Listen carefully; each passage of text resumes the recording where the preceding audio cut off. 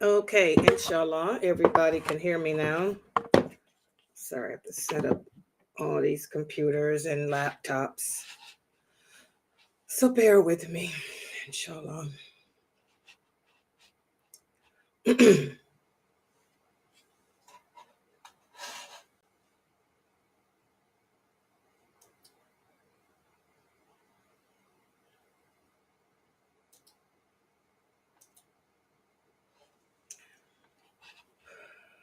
Hold on for 1 second.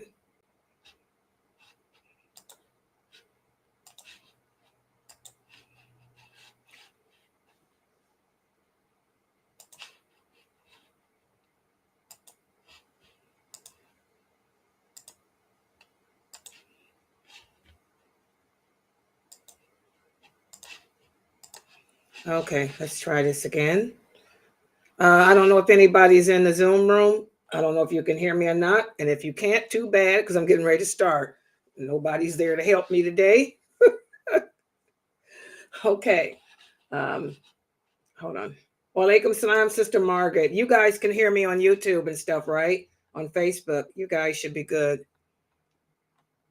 Let me change this background to something more calming.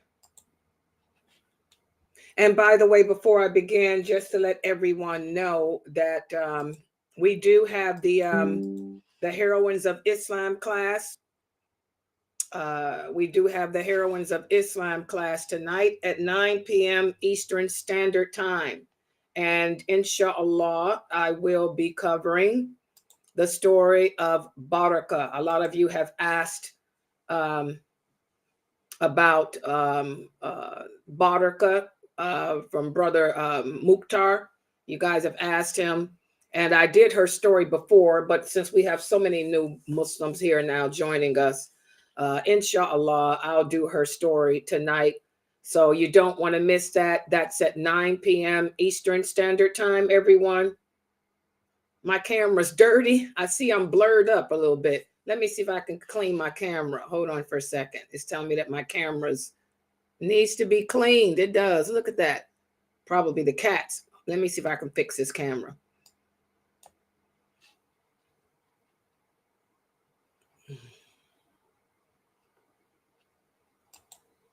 Oh God, look how blurred that is. This is what you call a dirty camera. Oh God, let me take this camera off. This is the cats. There's cat fur everywhere, man. Okay, hold on. It's still kind of blurred up a little bit. Wait, let me get it together here. Oh God, now I gotta fix the camera back. Hold on. All right. Let me see how that looks. It doesn't look as blurry. Hold on.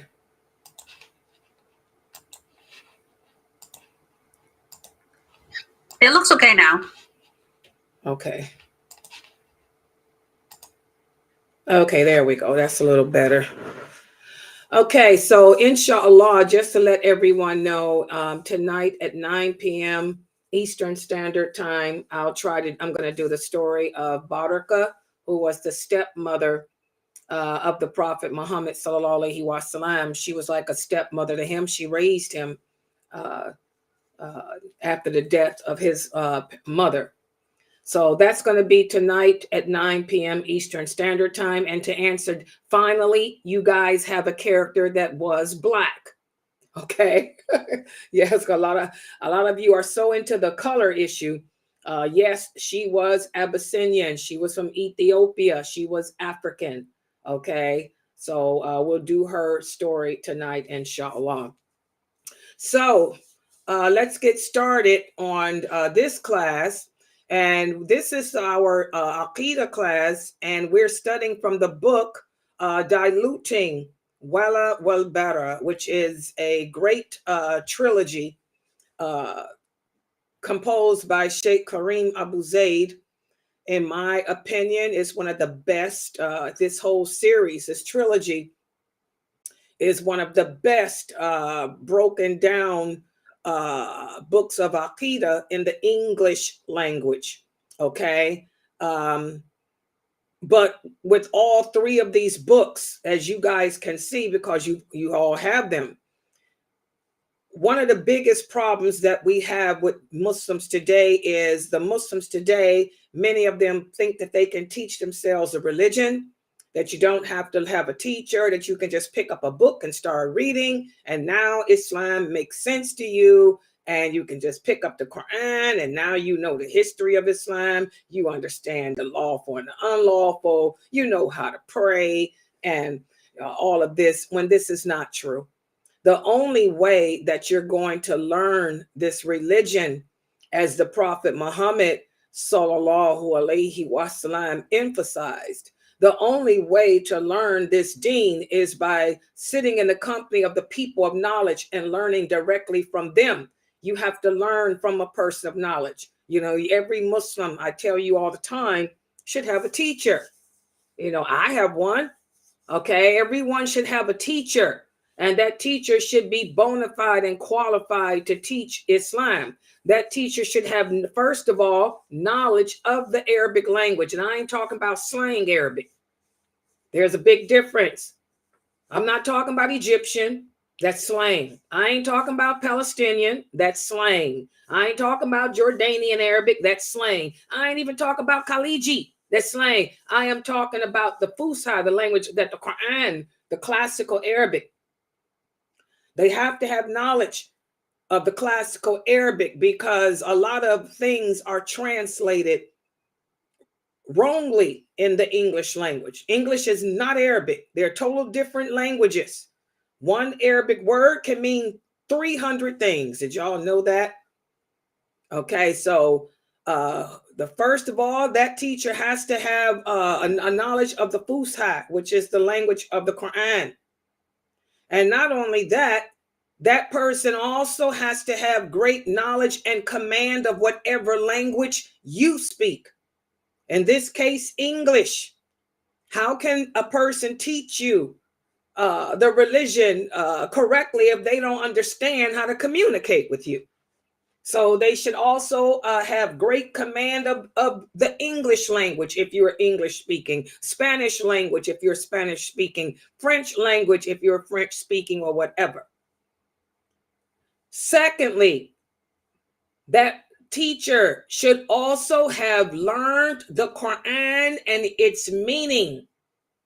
The Quran and its meaning. In other words, your teacher had a teacher too, okay?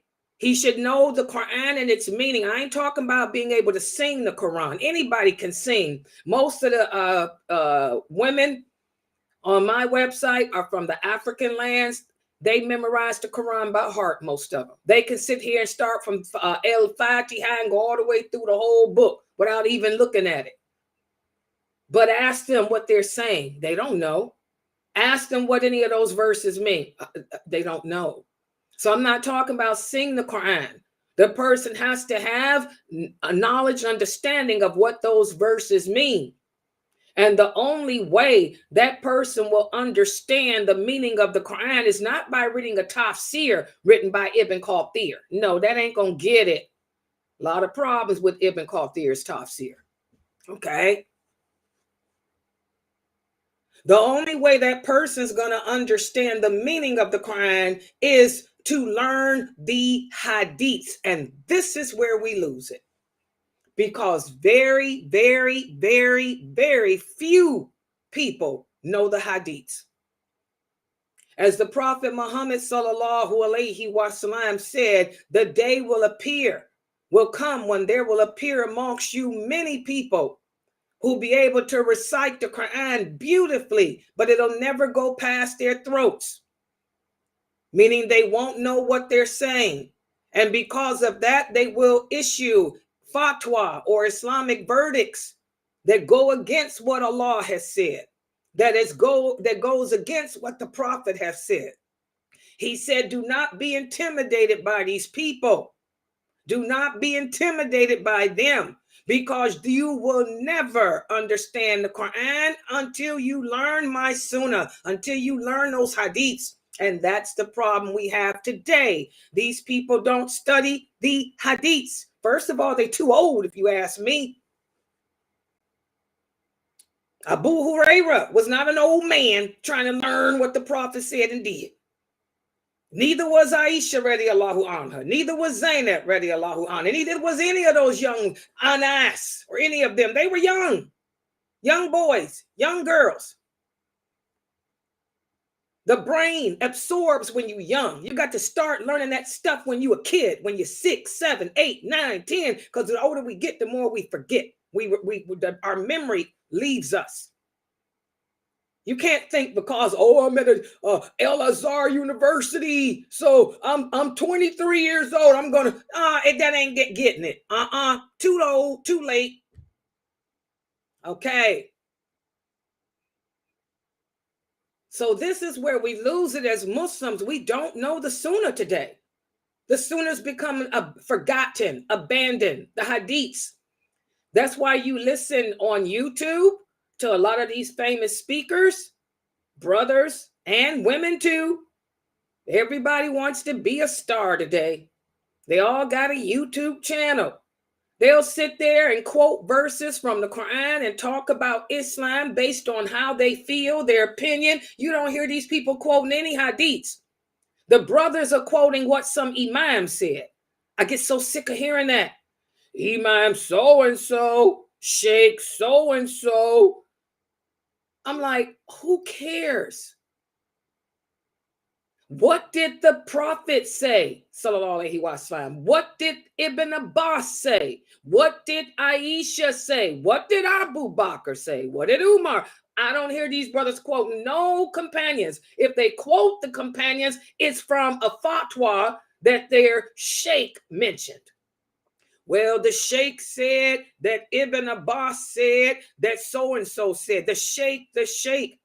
And the women, they're just ridiculous. I can't listen to any of these females. I mean, I don't know what's their problem. It's just psychology, the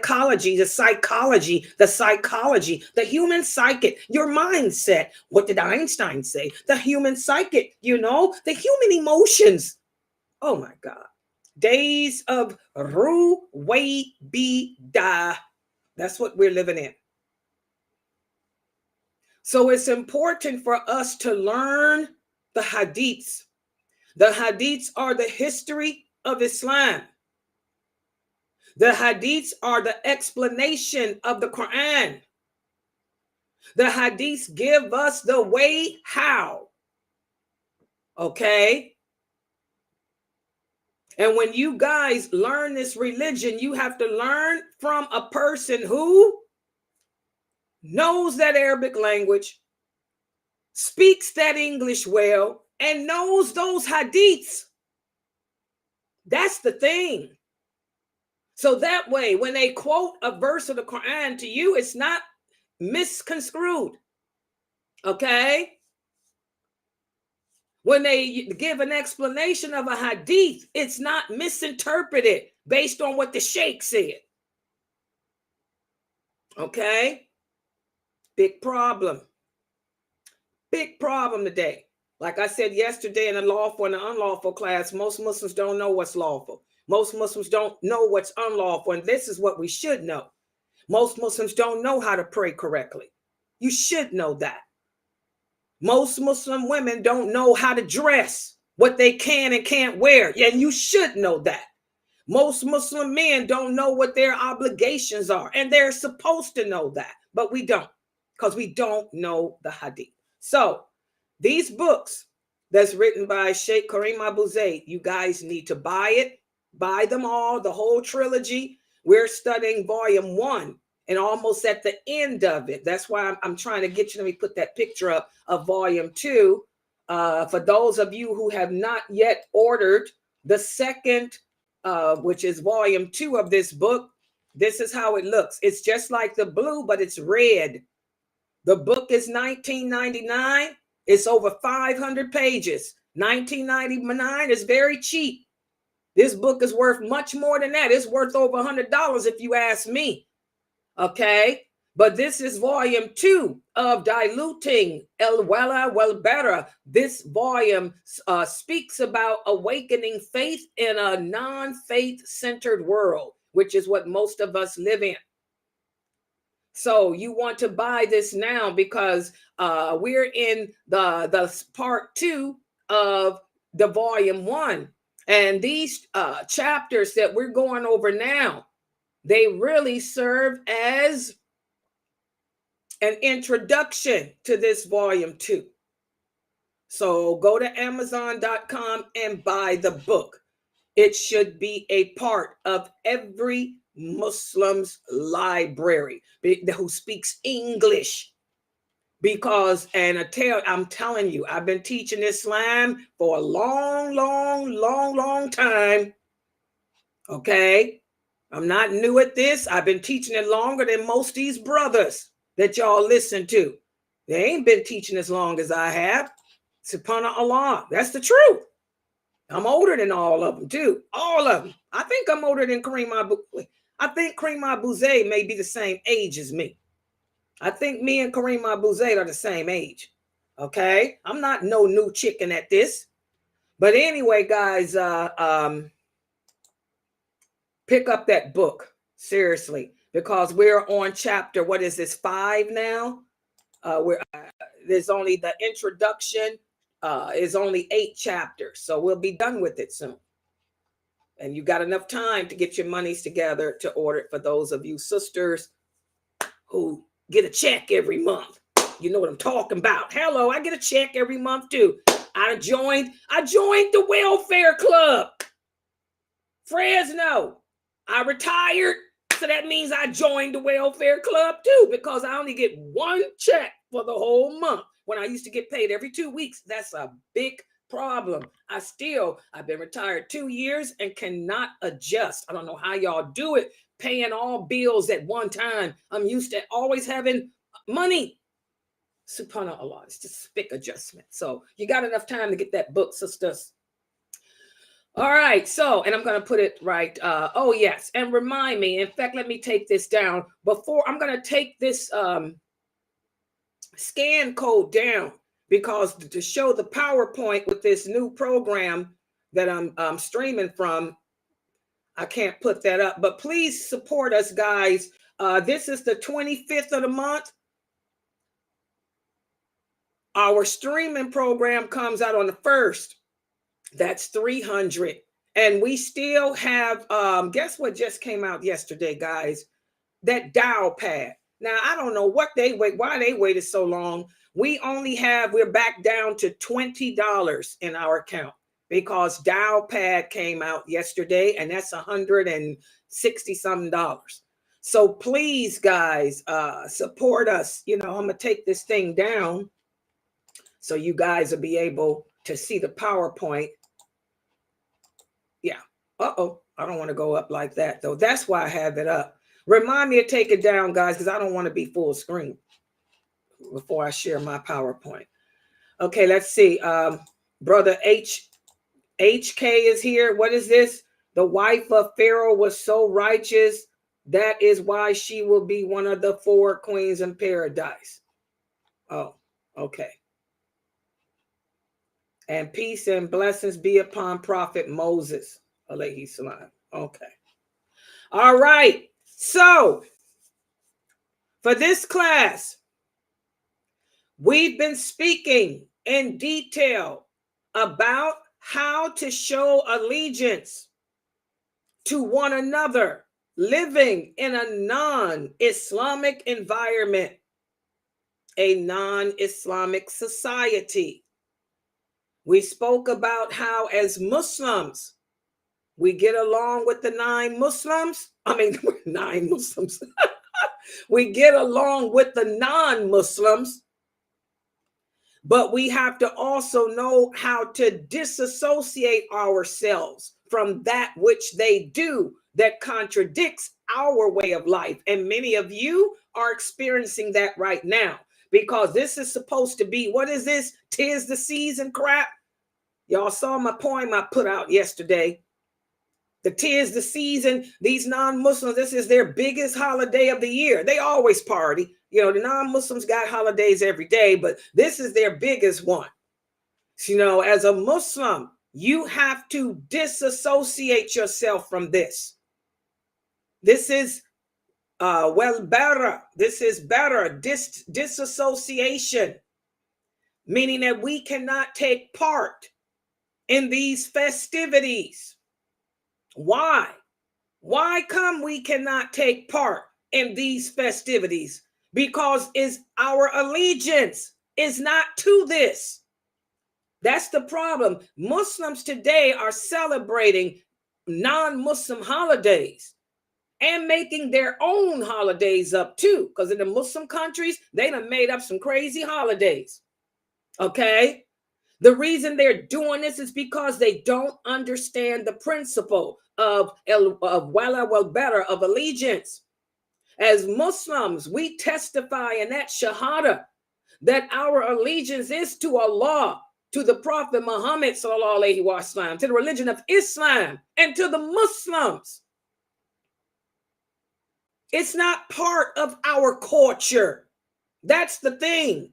Islam is not just a religion, it's a culture, it's a way of life. What is a culture? A culture is a way of life.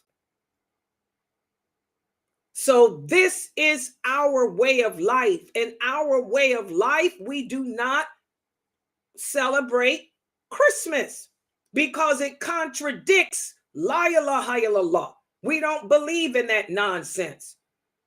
We don't believe in lies and deception. There's no man flying over you with no reindeer from no North Pole. Who woke up today and found gifts under a tree that just appeared out of the sky? We don't believe in that crap. So we disassociate from it. We don't have lights on our houses. We don't decorate our mosques, but we're not supposed to. But guess what?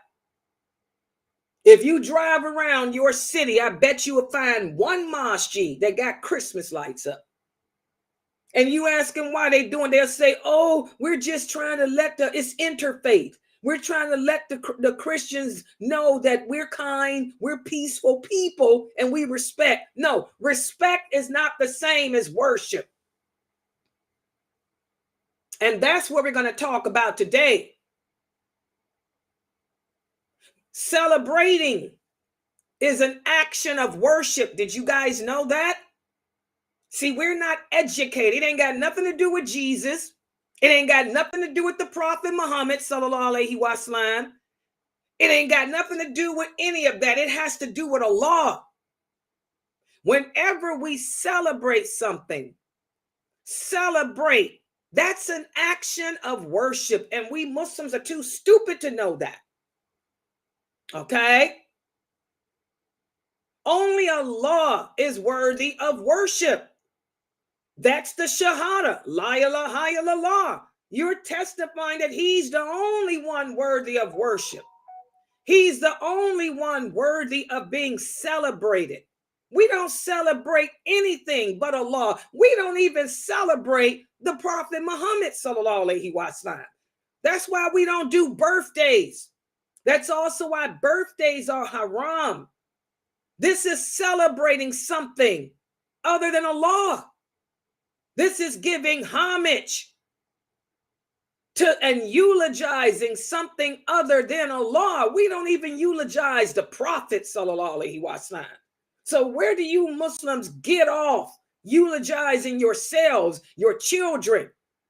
And now some of you have gone so far as to eulogize Christmas Eve. Oh my God. Wala wal bara. Wala wal bara.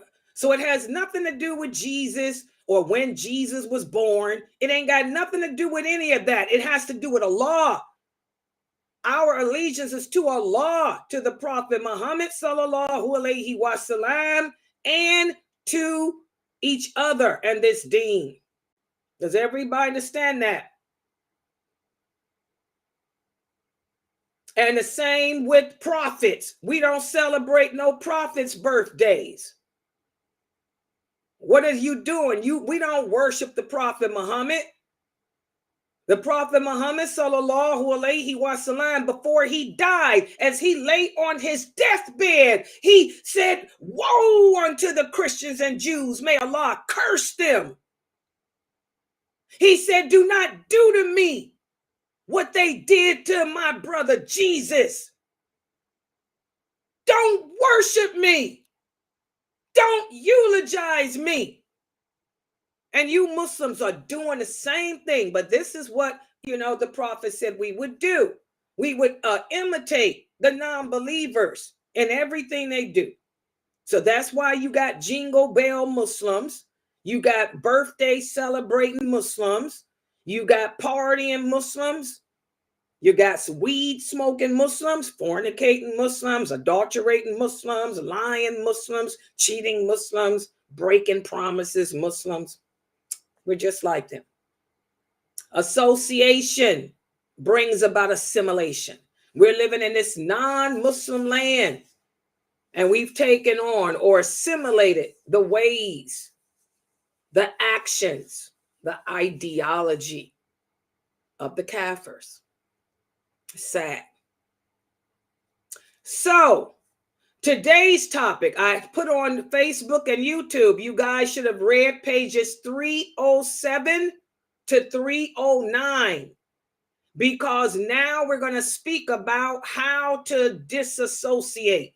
How do we live in a non-Muslim society and environment and disassociate ourselves? So let me put the PowerPoint up on the screen. And y'all know I have to do this this way. So let me take this down. You guys can watch the snowfall while I work this screen. Hold on. This comes down because I'm not using Zoom now. Now I'm going to go to Bara, which is my PowerPoint. So that's on my screen. Now I'm going to go to my stream program. Click on this. Click on this. Click on Bara. And click on this, click back here. I don't have anyone to help me like these brothers have, so it's all Layla. This is all Layla. There you go. I got it on here. Hold on. Now what I'm going to do, so as we don't get, you guys can copy the PowerPoint too, I'm going to take this down, because ain't nobody in my Zoom going to remind me. Okay. And watch this. I learned how to maximize last night. Hold that point. Now you all can see me on the social platforms, the PowerPoint. Now I got to make the Zoom people see. So give them a second here. Hold on. Zoom people, because they can't see. Hold on. Yeah, I'm on all different platforms. I'm a one-band woman. I didn't say man, I said band. One band woman.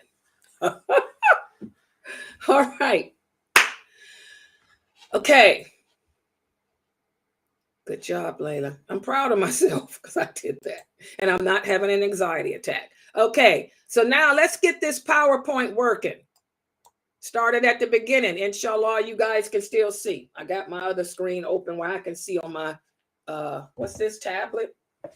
Okay, there's my tablet. Wow, looks good. Layla, you're doing good. Okay, today we're going to speak about those people who are deserving of nothing but complete. I repeat, complete. I repeat again, complete disassociation from us. In other words, we disassociate from these people. We don't get involved in their garbage. And this was pages 307 to 309, and that's the blue book, not the red pill, the blue pill. You guys know what I'm talking about. I'm a 1980s and 80s girl. We're not taking the red pill. We on the blue pill. Morpheus. Okay. So let's get started.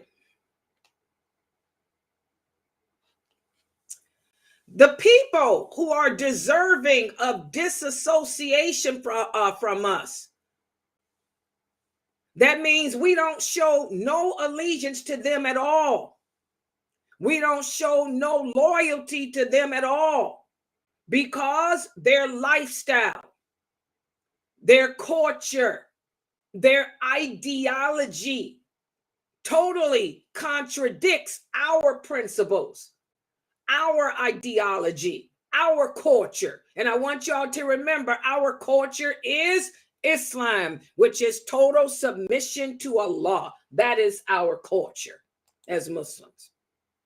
So this group includes anyone who disbelieves in Allah. If a person tells you that they don't believe in Allah, or as they would say in English, I don't believe in God. How many of you have heard people say that? This is a time of year, by humbug, I don't believe in God. Or they say they don't believe in angels. You may find some people who say they believe in Allah, but they don't believe in angels. I used to work with people like that. I used to work with some people that say, I believe that there is a God, but I don't believe that there are any angels. Well, if you don't believe in everything that Allah commands you to believe, then you're not a believer. You're an unbeliever. Or a person says they don't believe in Allah's books. Believe it or not, we have Muslims. There are Muslims today who claim to believe La ilaha illallah, Muhammadur Rasulullah, sallallahu alaihi wasallam. But they'll say that they don't believe in the book. They don't believe in the Quran. They don't believe that the Quran is a book written by a book dictated to us by Allah. They believe that it's something that the Arabs came up with. Oh yeah, right here in the state of Ohio, where I live, there's a Columbus, Ohio State University, so-called Islamic scholar. She is a female. And she happens to be Arabic. She calls herself an Islamic scholar. She teaches Islam at Ohio State. And she travels all over giving lectures about how the Quran is not a book from Allah. And she goes and tells that the Quran doesn't mention anything about a woman having to cover her body, that women don't have to cover their head. We can wear dresses, and she looks just like a non-Muslim. She doesn't wear a jilbab. She doesn't cover her hair. She wears little tight-fitting clothes, yeah. But she claims to be a Muslim. She's pretty famous. Travels all over giving lectures about feminism. She's a feminist. A lot of the Arabic women today have turned into feminists, and I don't know why. Signs of the last hour. But if a person claims that they don't believe in Allah's books or his angels or his prophets or anything that he told us to believe in, this person is not deserving of our allegiance. This is someone that we totally disassociate from. If the person also denies the day of judgment, and by the way, this so-called Islamic scholar, that teaches Islam, she also says that there ain't no Sirat bridge. Oh yeah, her lectures are horrific. She's all over YouTube. She's pretty famous. She's got millions of followers. They had her on CNN News. She was on CNN News trying to break down Islam a few times. Oh, she's pretty famous. She says ain't no Sirat bridge. She said, how do we even know that there's a heaven at all? How do we even know that once you die, that your soul is still living on? Oh, she got a lot of views. Anyone who denies the resurrection, anyone who denies a day of judgment, anyone who denies anything that Allah says about that, these people are not deserving of our loyalty or allegiance. We totally disassociate. Not just that, but anyone who denies the 5 pillars. Now let's talk about this for a minute. You hear a lot of people say, oh, Sister Layla, Sheikh so-and-so gave a lecture, and he said that anybody that doesn't pray is a kafir. Really? Is that what Allah said? Is that what the Prophet sallallahu alaihi wasallam said? Or did Allah say to deny that prayer is an obligation? Did the Prophet Muhammad sallallahu alaihi wasallam say to deny that it's an obligation, to deliberately intentionally, knowingly deny. We have to be careful. If a person denies any of those pillars, that's when the person's a kafir.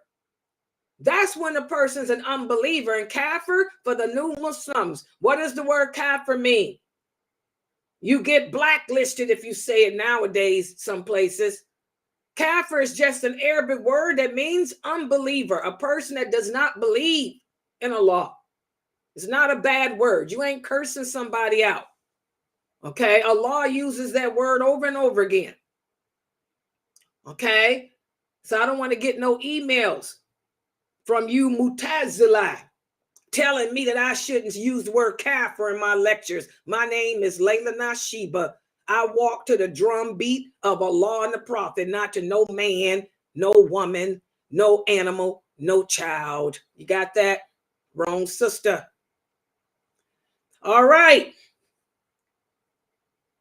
There's a lot of Muslims out there, believe it or not, guys, who do deny that you don't have to pray.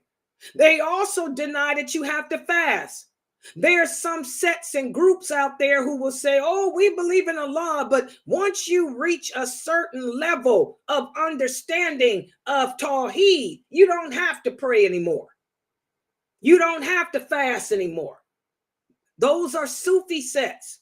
Those are Mutazila people. We talked about that group of people when we did the first of this trilogy. The first book written of this trilogy by Sheikh Karim Abu Zaid, entitled Get to Know Your Lord. In that book, he breaks down some of these Mutazila groups that believe that prayer is an obligation, that don't believe that prayer is an obligation. They don't believe that fasting is an obligation once you reach a certain level of understanding of Tawheed. Let me give an example. I remember about 10 years ago, I had a young girl come into my classes to learn. And then one day she happened to say that she doesn't pray. And so we asked her, what do you mean you don't pray? She said that her father told her that since she's been coming to my classes and learning Islam from me, and she has such a great understanding of Tawheed, that she don't have to pray anymore. I said, oh my God. I said, your father's wacko. Your father's crazy. And that just shows me you ain't learned nothing from me. Subhanallah. So anyone who denies any of those 5 pillars of Islam, this is a person that is not deserving of our allegiance, our loyalty, our commitment. So we disassociate from them. Also, anyone who engages in worshiping others along with Allah, y'all better get it together. This birthday crap. That's why we don't participate in that garbage. Celebrating a birthday. This is an action of worship. You worshiping your child. You're teaching your children that just because they were born, they are deserving of gifts. They are deserving of candy. They're deserving of a cake. People are supposed to bring them presents. That's an action of worship. The only one deserving of that is Allah. Only Allah is to be eulogized. Only Allah is to be praised and glorified like that. Like I said, not even the Prophet Muhammad sallallahu alaihi wasallam. So people who engage in worshiping others alongside with Allah, y'all better be careful. A lot of people celebrate birthdays out of ignorance. So you have to educate them, let them know it's haram. It's haram, not because of no history. It's because it's an act of worship. And Allah says all actions of worship are haram unless He said so. It's the opposite of the everyday life. In our everyday lives, everything is lawful unless Allah says otherwise. But when it comes to worship, everything is haram. So what does that mean? If it's lawful to celebrate a birthday, then you have to bring the evidence, the clear evidence where Allah says you can celebrate birthdays. Or the Prophet said we can celebrate birthdays. You're not going to find no such garbage. Okay? But people who do this out of ignorance, we don't participate in it. You let them know, I'm not giving you a birthday present and I'm not coming over to your house. I'm disassociating from that. And then you educate them as to why, and maybe they'll stop. A lot of my students still celebrate birthdays. They think I don't know. But most of my students stop doing it because they understand that it's haram now. Okay?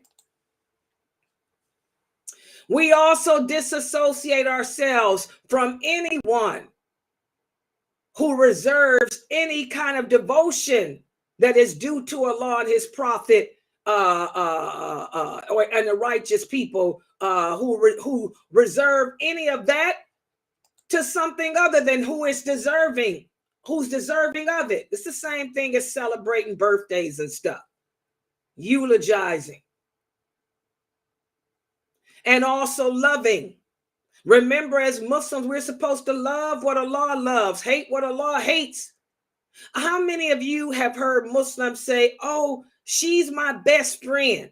I grew up with her. I love her. And here her best friend is a non-Muslim. This woman drinks. This woman fornicates. This woman smokes marijuana. This woman drops it like it's hot, even though it's not. But you have devotion towards her instead of devotion over the women in your community. That devotion is not due to her. It's due to the Muslims first. You rather help. How many of you know Muslims that rather give their charity to the kafir than give it to the mosque? Oh, I know a lot of Muslims like that. It's the time of year. It's income tax season.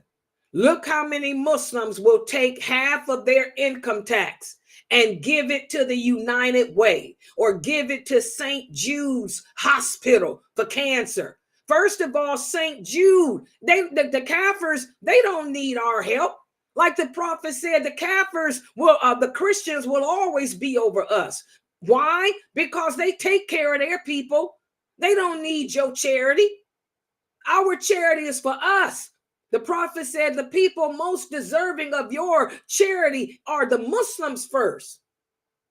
And what's left over, you can give to them. But rather than give to the mosque to help pay the masjid expenses, rather than give to this website to help pay the website expenses, we got people who are going to take $2,000-$3,000 and give it to St. Jude's Hospital, like they need your money.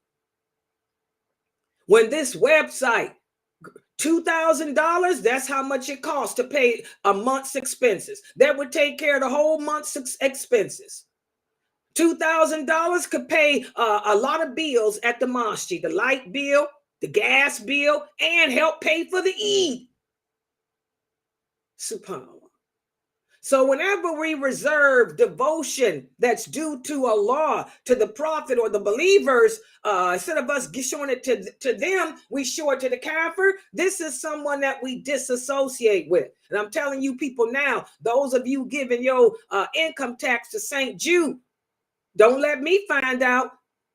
And you a regular student here at my website and we need donations to pay for this website. We sitting here with $20 in our account. And y'all know how much it costs to stream. Y'all know how much I pay for these videos and all this stuff I'm doing. SubhanAllah. Also, we disassociate from those who seek help or forgiveness from entities other than Allah. How many of you call upon your grandmother? Yeah. You say you a Muslim. You say you believe La ilaha illallah, Muhammadur Rasulullah. But every time something bad happens, you go and talk to your grandmother. Your grandmother can't hear you. She's dead. Allah says in the Quran, the dead cannot see you. The dead cannot hear you. How many people go to the grave and sit at the grave and cry and talk to their dead relatives about their problems? They can't hear you. They can't see you. They can't help you. They can't even help themselves.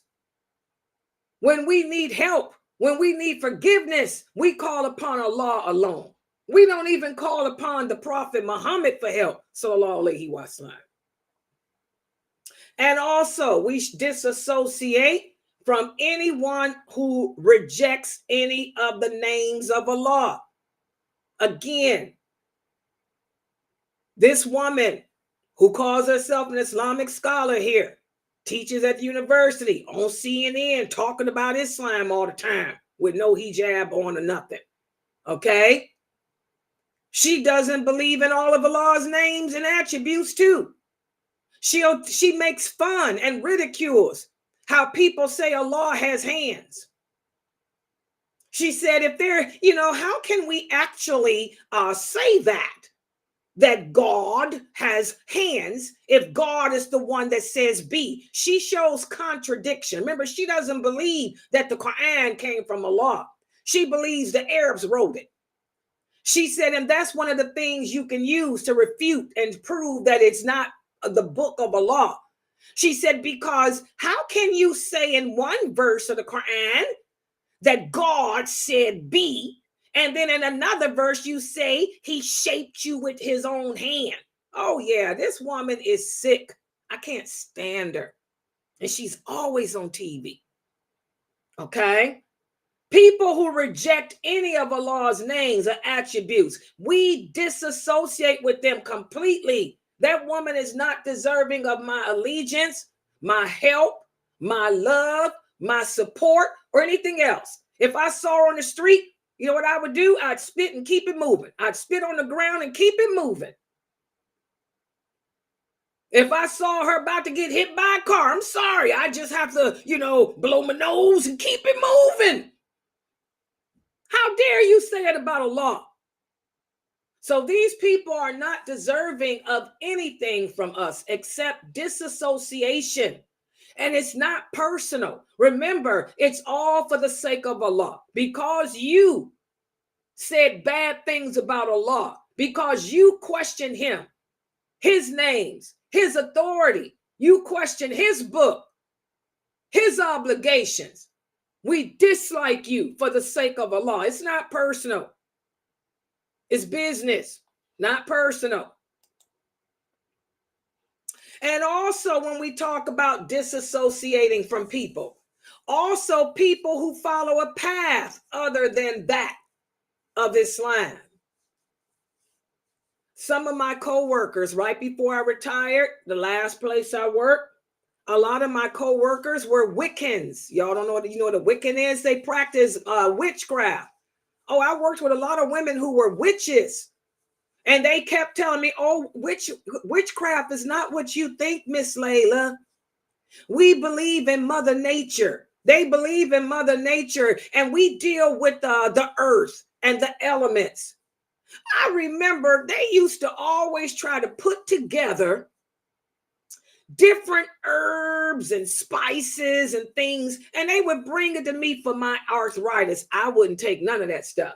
But this was before I had my knee surgery. That's why I had to retire. They said, oh, Miss Layla, I got some salve I can put together from the Mother Earth. Mother Earth produces all kind of things that can help. And them poor little young girls, they were young girls in their 20s and 30s. And they were really trying to help me. They would come to work with this homemade stuff that they'd made from Mother Earth.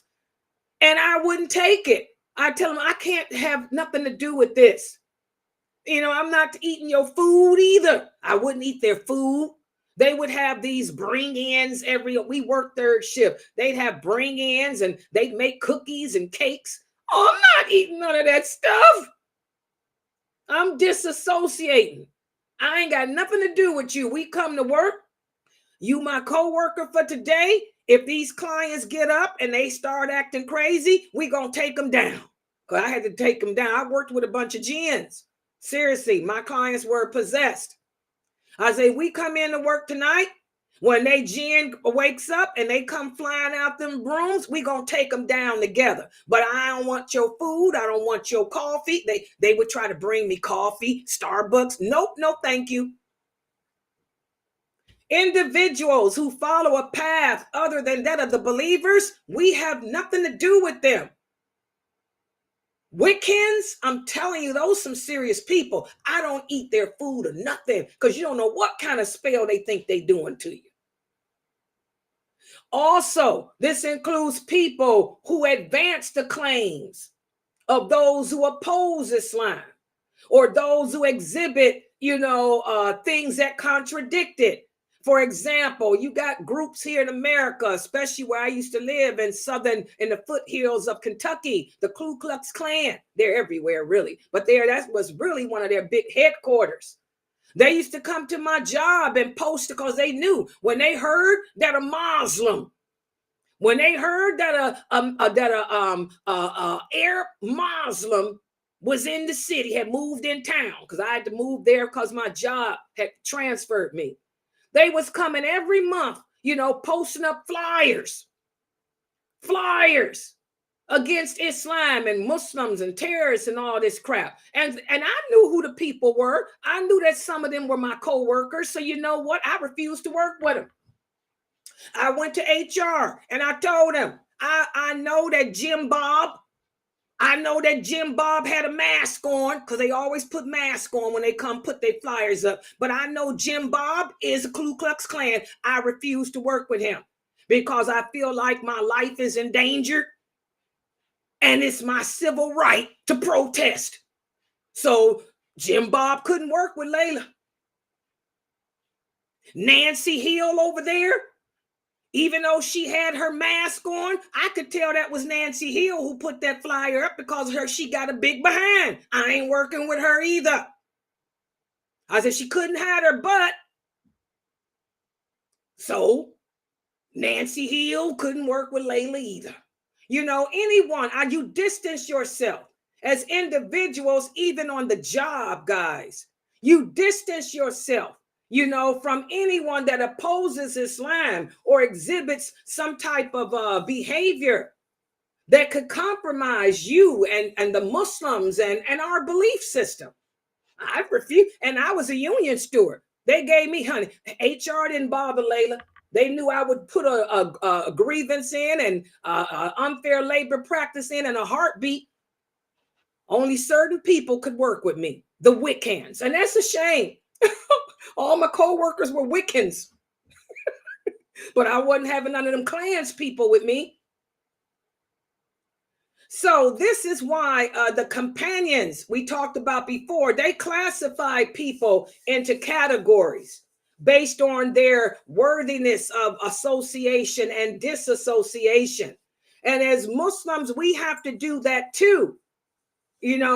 Living in a non-Muslim society, like I'm using my job as an example because a lot of us have to work. And that's the only time I come in contact with non-Muslims, because I stay home. I'm a Muslim woman. My home is better for me. I don't leave my home to do nothing, but I accept work when I was working. So I classified my co-workers that way. Who can I be with, totally distance myself from? Well, I'm totally distancing myself from those Klans people. I ain't got no choice but to work with the Wiccans. But I ain't eating their food. I ain't participating in none of their gatherings. When they would have meetings, I wouldn't participate in their meetings unless it was a union meeting. Union meetings, yeah, but personal meetings to talk about what we can do to make life better for the individuals, our clients, I didn't participate in that. So we have to have that same type of way of classifying people in order to live here in these non-Muslim environments and function here effectively. And so now what we're going to do is give some examples of different types of disassociation. And the first one here is severance. What does that mean? This means to abandon or distance yourself from something. It entails leaving something behind or excusing yourself from an obligation. It means to heed a warning and free yourself of an obligation. For example, Allah says in the interpretation of the meaning, freedom from all obligations is declared from Allah and his messenger to those of the unbelievers with whom you made a treaty. What is Allah talking about in this verse? Well, remember, guys, when the Prophet Muhammad sallallahu alaihi wasallam migrated to Medina, the Jews lived amongst the Arabs. So the Prophet went into a treaty with them so they could live and get along together. But the Jews broke the treaty.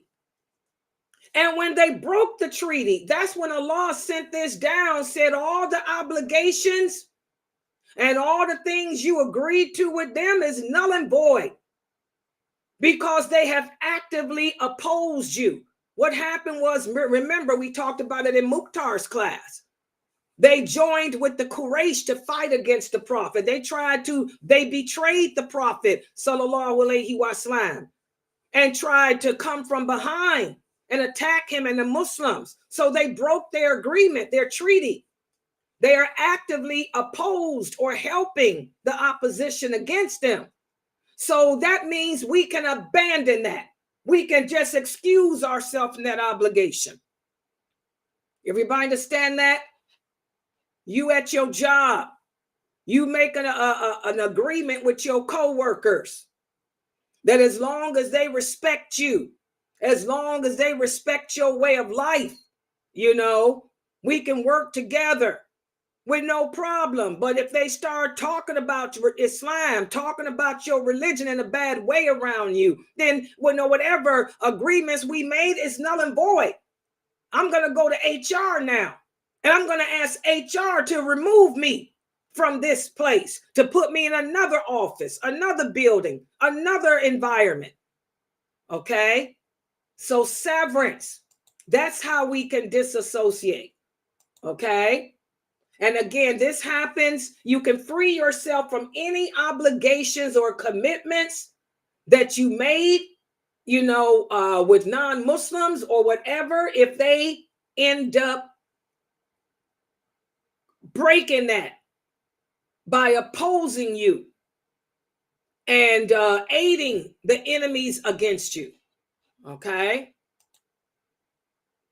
Listen to what Allah says in the interpretation of the meaning. O you who believe, the unbelievers are impure, so do not approach the sacred house of Allah after this year. What was this verse talking about? This was after the conquest of Mecca. That's why you got to know them hadiths. The hadith is an explanation of the Quran. This was after the conquest of Mecca, when the Quraysh converted to Islam. That's when the Prophet, Abu Hurairah tells us, the Prophet sallallahu alaihi wasallam said, go to the Jews. And he said, O people of the Jews, accept Islam and submit, and you'll be safe. He said, know that the earth belongs to Allah and his messenger, and I want to remove you from this land. He said, expel the unbelievers from the Arabian Peninsula, and I will expel the Jews and Christians from the Arabian Peninsula, so that it would be nothing but Muslims. So that's how Saudi Arabia became the Islamic state that it is. Okay? There's no other religion. All other religions was removed except Islam. So here you can see, this is one of the principles of allegiance, and disassociation. You can see it in practice here with our Prophet sallallahu alaihi wasallam after the conquest of Mecca. So you see here that to this day, the unbelievers cannot enter some Islamic countries. And this is one of the requirements of having allegiance and disassociation. Okay? Finally, here's the big one. Participating in non-Muslim celebrations. As Muslims, we must refrain from participating in the festivals of non-Muslims, because participating in them is showing allegiance to them. Now, I'm not talking about just Christmas. A lot of you ask about the 4th of July. The 4th of July has nothing to do with worship. It's America's Independence Day. This is the day in which America became the Zionist country that it is. To be honest, America freed itself from England because England wanted to establish religious laws and religious rules here in America. The early settlers didn't want that. Paul Revere and all of them did not want to be governed by a monarchy. They did not want to be governed by a religion. They wanted a democracy, and where they make their own laws and their own rules, and they occupy the entire land. That was the beginning of Zionism in America. America is a Zionist country. That's what Judeo-Christian means. We don't operate by no religion. There's a separation in America. Even in the Constitution, it says there's a separation between religion and the state. It's all about occupation. It's all about occupying the whole land. The whole country is ours. We're free, independent of religious rule, independent of a monarchy, independent of a regime like Hitler. Okay? That's Zionism. So, a lot of Muslims say, Sister Layla, is it okay if I participate in the 4th of July? I'm going to take my kids downtown to let them watch the firecrackers, and they got some rides for the kids, and Muslims got booths there where they selling falafels and some shawarmas and whatever, lamb, rice. No, because that's showing allegiance to them. We don't believe in no 4th of July. We don't, our allegiance ain't to no colonists. Our allegiance ain't to Zionism. Our allegiance is to La ilaha illallah Muhammadur Rasulullah. So I'm not going to take my children downtown. My kids can look at the daggone fireworks on the daggone patio. That's what I do. Sit on my patio and write in my book or teach my classes and look at the rockets go up and down. But no, I ain't going down there to show no allegiance to them, no solidarity to these people. This is not my lifestyle. The Prophet Muhammad sallallahu alaihi wasallam told us that every nation has its holidays. But we Muslims, our holidays is the Eid al-Fitr and the Eid al-Adha. That's it. That's it. We only celebrate Eid al-Adha and Eid al-Fitr. We don't do New Year's. We don't do Halloween, Christmas, Independence. We don't do El-Aqsa either. Muslim countries, some of them got El-Aqsa Day. Did the Prophet celebrate El-Aqsa Day? No. We don't have El-Kaaba Day either. We don't have none of that. Just two. Listen to what Allah says in the interpretation, the meaning. Those who do not bear false witness.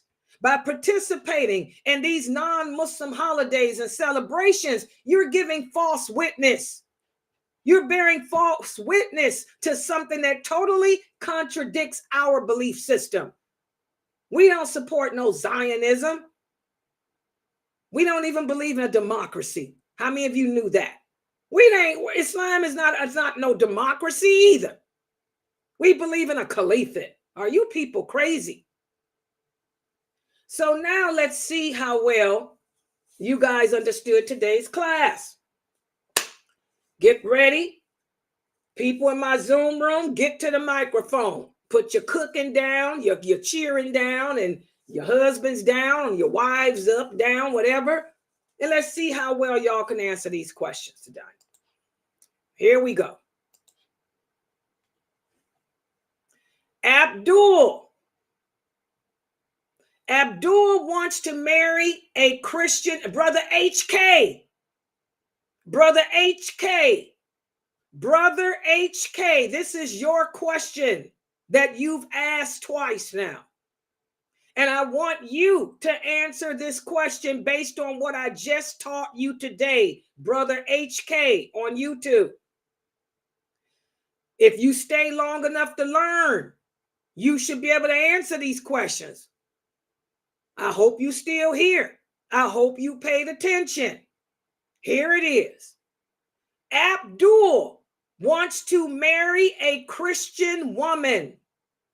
She does not believe that there is anyone other than Jesus who is God. And she rejects the Prophet Muhammad, sallallahu alaihi wasallam. So now, is she lawful in marriage to you? Why or why not? Read the question. This is Brother HK's question. He's been asking this question since this weekend. Well, now we're going to answer it. Hopefully, he can answer it himself based on today's class. Look at the key words. This woman is Christian. She does not believe that there is anyone worthy of worship except Jesus. She don't believe that there's no other God but him. I ain't talking about a prophet. She believes he's God Allah. And she rejects that the Prophet Muhammad was even a prophet. She rejects the Prophet Muhammad completely. This is Brother HK's question. So now, based on the facts we have here, Brother HK, is she lawful for you to marry or not? I'm going to stop my screen share just so I can see him. Y'all bear with me because now I'm getting ready to go to Zoom. And I'm getting ready to put my screen up here. I got to talk myself through it. Talk yourself through it. And you're going to go to Zoom meeting. And am I live on there? No. Oh, yes, I am. Oh. Hold on. I got to take this down. Zoom people, I'm sorry. In order for me to show myself, I have to take that down. But y'all should be able to answer just based on me reading the question. Okay. Brother HK, you in here? Brother HK, where's your answer? Brother Ibrahim, perhaps you can answer the question. Abdul wants to marry a Christian woman. She believes that Jesus is Allah himself. And she does not believe that a Prophet Muhammad ever existed or was anything or is anything. Is she lawful for you to marry? Based on what we've talked about from the Quran, from the authentic hadith, what wala wa better means and all of that. Who can answer that question, guys? People in Zoom. Amina Fresno, is she lawful for marriage? Why or why not, Sakina? Tell me why or why not, Sakina. Sakina said no. She cannot be married. Why not? It's clear. Why not? In other words, break your answer down, Sakina.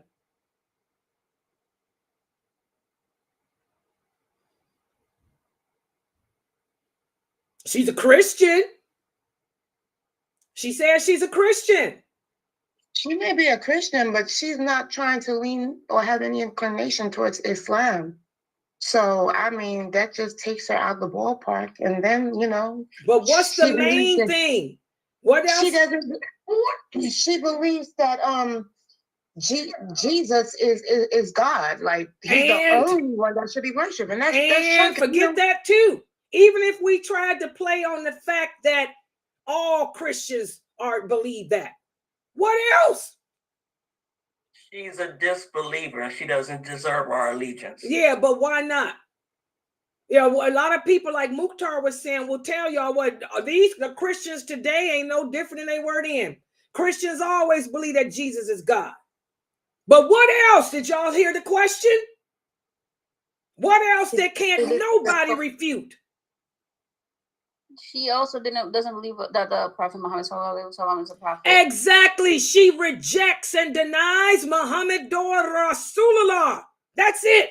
This is an unbeliever. Period. Dot. She's done. She's done. She's done. Exactly. She's a done deal. This is a kafir. And remember, we talked about conditions too. There has to be conditions. And when Umar was the caliph, he talked about that. There's conditions for marrying Christian women. Number one, they got to be chaste. And number two, their hearts must be inclined towards Islam. They have to be wanting to convert to Islam. And they can't sit around saying that they don't believe in the Prophet Muhammad, that he's somebody that we made up, that he's like John Smith. Come on, people. This woman is crazy. She ain't lawful for you to marry. She opposes. She opposes. She opposes la ilaha illallah wala wal bara. You have to be in acceptance of our beliefs. Anything, anyone that contradicts our beliefs, we disassociate with. And that's why the majority of the people will tell you a man cannot marry a woman like that, because we distance ourselves from anyone who got anything bad to say about our Prophet Muhammad. Sallallahu alaihi wasallam. Okay, we can play the part about she think Jesus is God, but don't you dare talk about our Prophet Muhammad sallallahu alaihi wasallam in a bad way and have bad thoughts about him. I distance myself from you. Remember, our allegiance is to Allah. Our allegiance is to the Prophet Muhammad, and our allegiance is to the Muslims. So no, she's not lawful in marriage. No, she ain't no different than a Hindu. She no different than a Buddhist. You cannot be half. You can't say that I think Jesus is God, and I don't like your prophet, and I don't think he was a prophet. But a bounced little non-believer. Y'all understand that? And that's why the scholars tell you, no, we got to look at those three conditions. Those conditions that Umar tried to let the companions know about. The heart has to be inclined towards Islam. Okay? This woman ain't got no heart inclined towards Islam. She don't even believe in Allah nor our Prophet Muhammad sallallahu alaihi wasallam. All right. Okay, that was easy. Let's look at the next question. Let me go to this again. For you guys on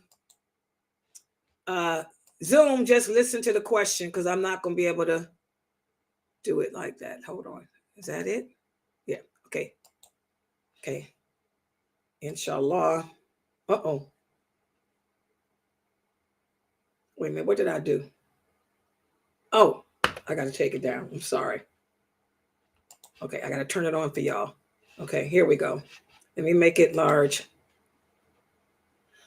All right. This is the next question. Juno does not believe that Allah is all-knowing, but he claims to be Muslim. So we still show allegiance to him. He is still deserving of our complete allegiance. Is this statement true or is this statement false, and why? Who can answer that?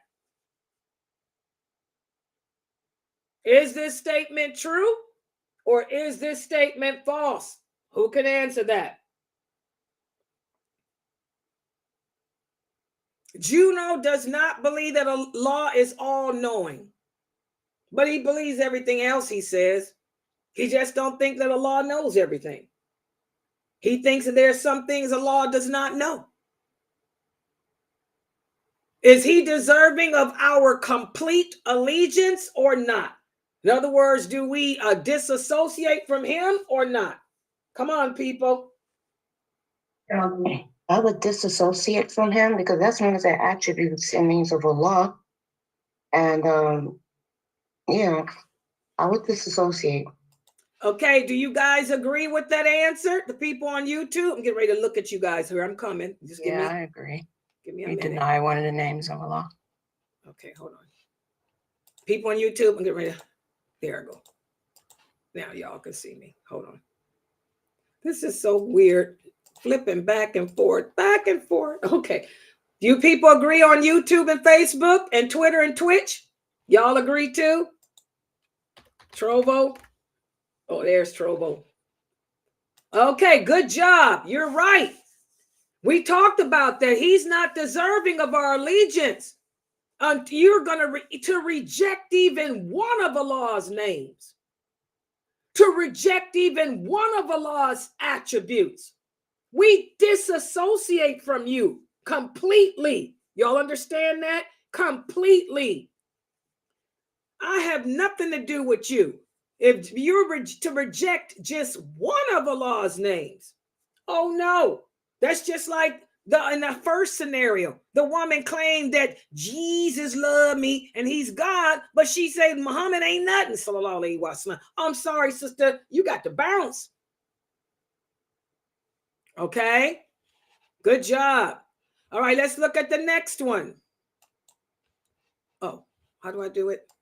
This is so weird. Okay. Allow. Uh-oh. Hold on. Now I got to do it this way again. Go back to this. Oh. Okay. And make it. Okay. Where am I at?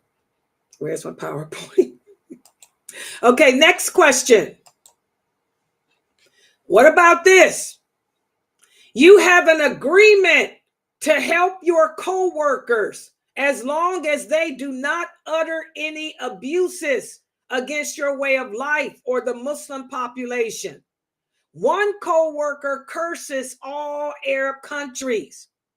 So you call off the agreement to work together. Is this lawful in Islam?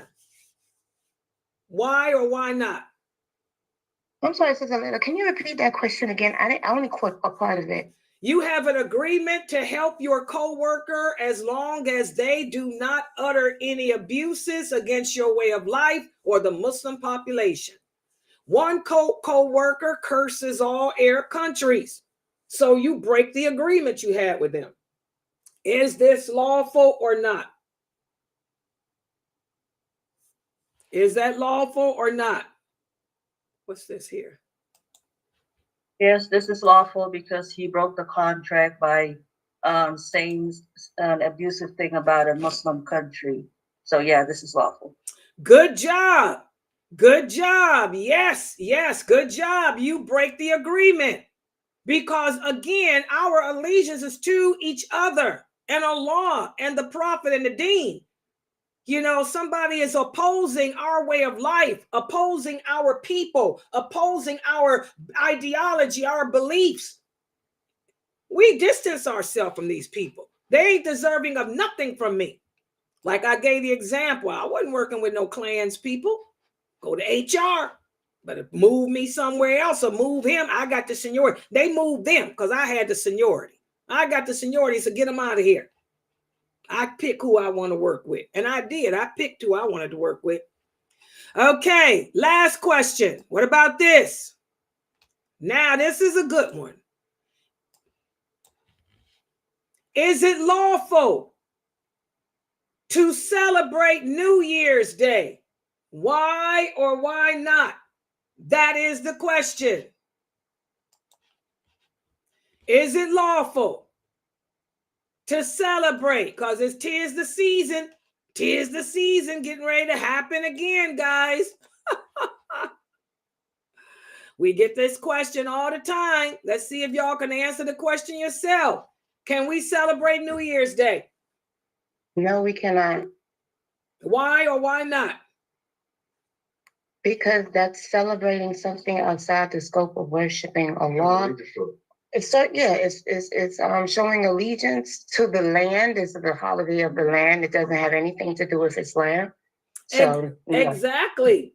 Yes, yes, it's not lawful, guys. We don't have no allegiance to no New Year's Day. What about this? What about celebrating the Islamic, so-called Islamic New Year's Day? Can we celebrate an Islamic New Year's Day? Can we make No. up an Islamic New Year's Day? Go ahead. I would say no also to that, to Can you do it? going ahead and celebrating the Islamic New Year's Day. I mean, we have our holidays that we were told to go ahead, and that's the Eids. And that's Okay, about it. so for those Muslims who introduce so-called Islamic New Year's, is this an innovation? Yes. Yes, that's innovation. Yeah, That's that's an example of innovation. We don't celebrate no New Year's Day. In fact, there's no such thing as an Islamic New Year. That's something that Umar did, but the Prophet Muhammad didn't do that crap. I mean, you know, they ain't got nothing to do with anything. It ain't nothing to celebrate. Umar wanted to be different than the non-believers, so he decided to start the Muslim calendar with the migration, the Hijra. But that ain't got nothing to do with anything. What day is this? This is December 25th, 2023, and that's the date. That's what day it is, okay? And when January 1st comes, it's just another day in a new year. But we don't celebrate it because our allegiance is not to a new year. Our allegiance is only to Allah, only to the Prophet, only to the religion and the Muslims. And the Prophet sallallahu alaihi wasallam didn't celebrate New Year's, so neither are we. Like he said, we only have two holidays, the Eid al-Fitr and the Eid al-Adha. Those are our two holidays. That's it. We don't have no birthday holidays. We don't have no New Year holidays. What about this? Can we celebrate the Prophet's night journey? No. Why not? It was an event, but it's not something that we should go ahead and celebrate, just like how people celebrate his birthday. Okay, but give me an Islamic answer. Why come we can't why is it we don't celebrate the night journey? It's a simple answer. It's not an act of worship. It is an act of worship when you celebrate. Okay, I take that back. Somebody else, y'all got Geechee on the mic. Y'all, my students, y'all should know how to answer this with Quran and Hadith. Hit it. Why come you can't answer it? Are you celebrating it? Most of y'all celebrate it. Would it be because that's innovation, adding something that we generally don't do? Yes, first of all, it's an innovation. That's introducing something new into this religion. Did the companions celebrate a night journey? No. And did anybody celebrate a night journey? No. That's an innovation. And what did the prophets say? What did the prophets say about innovations, guys? What's the hadith? Y'all got to get these hadiths. What did the prophet sallallahu alaihi wasallam say about innovation? What did he say about introducing something new into our religion? It'll be rejected? It will be, or are you supposed to reject it? No, we're supposed to reject it. Okay, exactly. The Prophet sallallahu alaihi wasallam said, anyone who introduces something into this religion that was not introduced by him, it must be rejected. So for all these Muslim countries and Muslim people who celebrate the Prophet's birthday, who celebrate Masjid al-Aqsa Day, who celebrate Kaaba Day, who celebrate Christmas, all that stuff is rejected. And it's showing that you have no allegiance, no wala, no bara to who you're supposed to have it to. Does everybody understand that? And that's how we answer questions. For the daya that's listening to me, y'all got to stop you reading fatwas. You don't answer people's questions from Islam Q&A website. You answer questions with the Quran and Hadith like I'm doing. It ain't about no history. You don't know the history of nothing. It's about La ilaha illallah, Muhammadur Rasulullah. The answer's always been that. It ain't got nothing to do with nobody knows when Jesus born. That ain't got nothing to do with anything. It's about, is your allegiance to Jesus or is your allegiance to Allah? That's what it's about. Wala wal bara, which is that shahada. Are you violating La ilaha illallah, Muhammadur Rasulullah? If we violate that, that's when your belief system is questionable. That's when you can end up in hell. A lot of us are going to be in hell forever, guys, because we think we believe in Allah. But because we didn't examine ourselves, because we didn't learn our religion as Allah commanded us to, because we didn't seek the right people to learn from, we let our jinn tell us, oh, she's too loud. She's loud. So because she's loud, I'm not going to listen to her. I'm going to listen to this famous person here who's telling me that I ain't got to wear hijab. Because he's black, I don't want to listen to him. I'm going to go listen to him because he's from Pakistan. We got to stop that and learn from the proper sources, the proper people, the real qualified people to teach.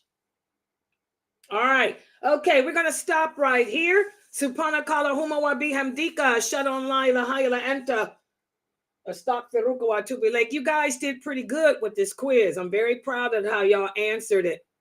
You did good. So the next class we have for tonight, guys, I'm going to be doing the story of Baraka, radiyallahu anha. And I did put a little excerpt thing out last night. Let me show it to y'all here in my Zoom room. Was a slave of Prophet Muhammad's parents. After the death of his mother, she buried her with her own hands and helped to raise the Prophet, who viewed and treated her as a mother. When he received the call to prophethood, she immediately declared her allegiance and support. She was the only companion who was close to him from his birth till his death. She was Baraka, better known as Ayman, radiyallahu anha. Now, let me tell y'all a little history about how I put that video together. A lot of you are always asking, oh, did the Prophet have a black wife? No, none of his wives were black. They were all Arab, except for Safiya. Safiya was a Hebrew. Okay, he did not have any black wives, African wives, as y'all were asking them. You know what I'm talking about. By black, I mean, you know, no, they were all Arab. All his wives were Arabic except for Safiya. She was Hebrew. Okay. Maria was a Copt. And we talked about that. Those are the ancient Egyptians.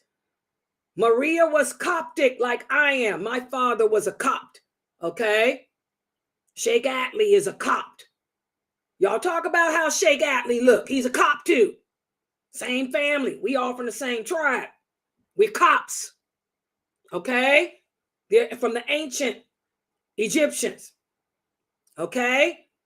So he didn't have any black wives, as you sisters always asking in that aspect. But what he did have was an African woman who raised him as a mother. And that's Baraka. And when I put that video together, I did it on purpose with 3 different women. And the one that would look at you, you would think, oh, is that her? Then the other one, is that her?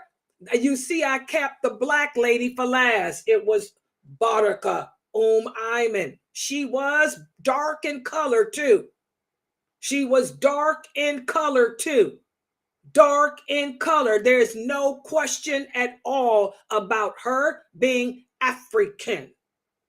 And she raised him. He called her mother.